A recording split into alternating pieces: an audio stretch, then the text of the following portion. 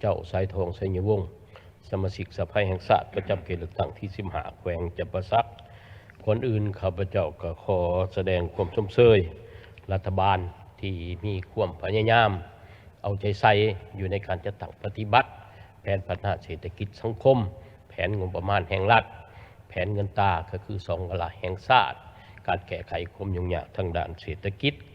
ถือว่ามีรายด้านที่ทางรัฐบาลก็ถือได้ว่าบรรลุรายด้านในการจัดตั้งปฏิบัติไปพบพ่อกับแขวงจำปาสักของพวกข้าพเจ้าก็ถือว่าได้มีผลสำเร็จตัวอย่างรวบยอดผลิตภัณฑ์ภายในก็ถือว่าขาดว่านี่6 เดือนพวกเขาจะสามารถบรรลุ 67% และเฉพาะการเก็บรายรับใน 6 เดือนนี้ข้าพเจ้าก็ถือว่ามันรู้ได้ 57%และส่วนการคุ้มครองอัตราเงินเฟ้อก็ถือว่าเฉลี่ยก็อยู่ในระดับ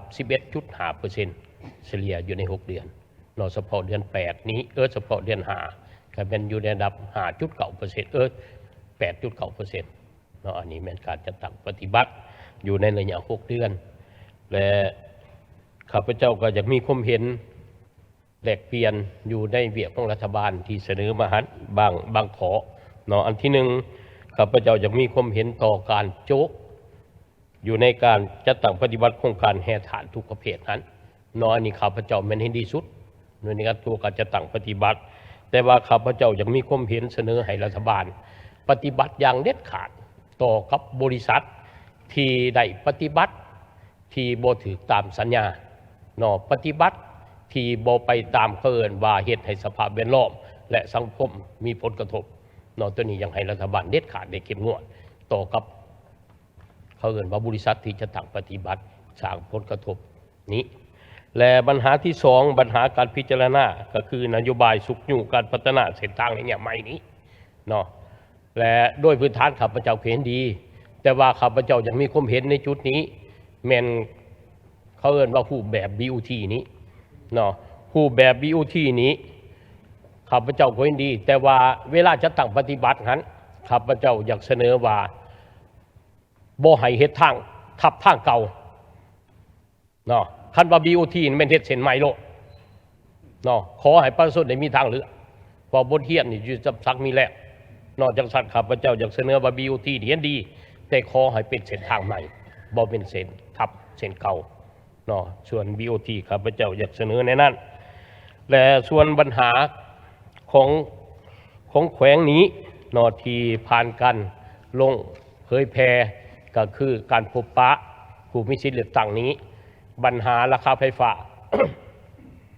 กาบรรดาทานสมาชิกสภาแห่งชาติก็ได้เสนอเนาะแต่ข้าพเจ้ากาแม่นอยากเสนอเต็มอีกเนาะก็คือว่าจะเสนอสี่ได้นำไปคนขวพิจารณาว่าราคาไฟฟ้านี้โดยเฉพาะแม่นกระทบต่อการผลิตของประชาชนเนาะเพราะว่าเฮาเว้ากันแล้วอยู่ในนโยบายของรัฐบาลก็คือขับประกันเสบียงอาหาร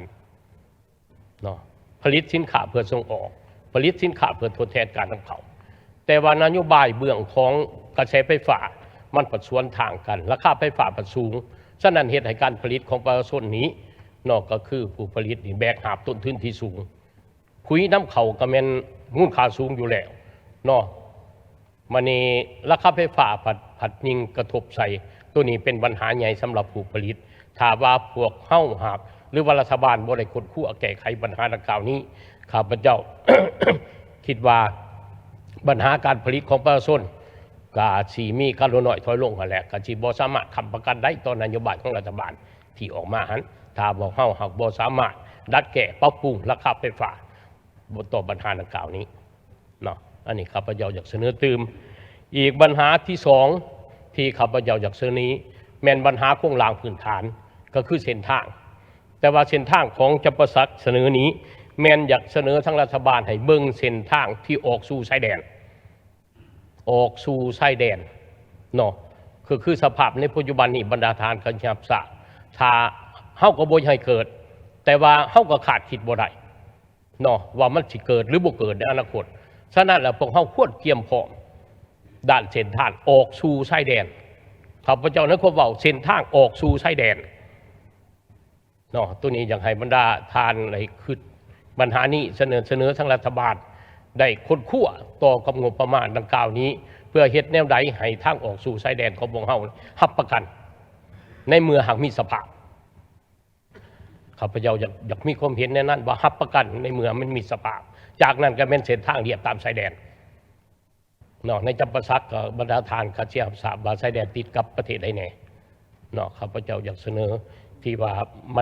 มันมีสภาพคือในนี้ก็ควรได้ซุ้มใจเนาะในการแก้ไขปัญหาดังกล่าวนี้ข้าพเจ้าเห็นว่ามีความจำเป็นและสำคัญหลายเพราะมันเป็นเส้นทางยุทธศาสตร์ของประเทศว่าจังซะอันนี้ปัญหาหนึ่งที่ข้าพเจ้าอยากเสนอแต่อีกปัญหาหนึ่งที่เป็นการจัดตั้งปฏิบัติโครงการเขาเอ่ยว่าโครงการหวยบางเหโครงการชลประทานแต่ว่าโครงการดังกล่าวหันผัดไปกระทบใส่ดินไฮดินหน้าดินสวนของประชาชน ในจำนวน668เฮกตาร์ผู้ที่มีผลกระทบอยู่ในหันมี148เฮกตาร์แต่มูลค่าคิดไหลออกมาในเวลานั้นแม่น11 ตึกและตามการรายงานของแผนกกสิกรรมถือว่าเงินจำนวนดังกล่าวหันแม่นสภาพและหามห้องแล้วเนาะฉะนั้นข้าพเจ้าจึงจะเสนอทั้งภาคส่วนที่เกี่ยวข้องก็คือรัฐบาลเนาะได้เฮ็ดแนวใดเฮ็ดให้เงินจำนวนดังกล่าวหันไปถึงประชาชนผู้ที่มีผลกระทบเนาะผ่านมาปัจจุบันนี้พวกเฮาก็ได้รับเงินสดเชยในจำนวน11 ตึกได้เพียงแต่200 ล้านเนาะจังนั้นก็ปัญหาดังกล่าวนี้ก็แก้ยาวมาโดนแล้วข้าพเจ้าก็อยากเสนอตืมต่อปัญหาดังกล่าวนี้เฮ็ดแนวใดเฮ็ดให้ประชาชนได้มีความเขาเอิ้นว่าได้รับผลตอบแทนในตามอันที่เสียไปนอกของประชาชนข้าพเจ้าก็ขอมีความเห็นขอขอบใจท่านประธาน